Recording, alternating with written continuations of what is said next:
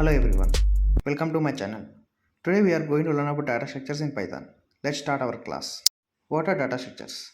Data structures are ways of organizing and storing data so that they can be accessed and worked with efficiently. Python provides several built-in data structures, each with its own use cases and characteristics. The primary data structures in Python are list, tuple, set, dictionary. List. A list is an ordered, mutable collection of items. List can contain elements of different types.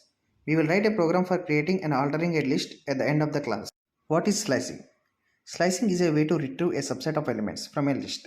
It allows you to specify a start, stop, and step index to obtain a portion of the list. The general syntax of slicing is list, start, stop, step. Start. The starting index of the slice. Stop. The ending index of the slice. Step. The step size. Default is 1. Altering the list. Accessing elements, modifying elements, adding and removing elements.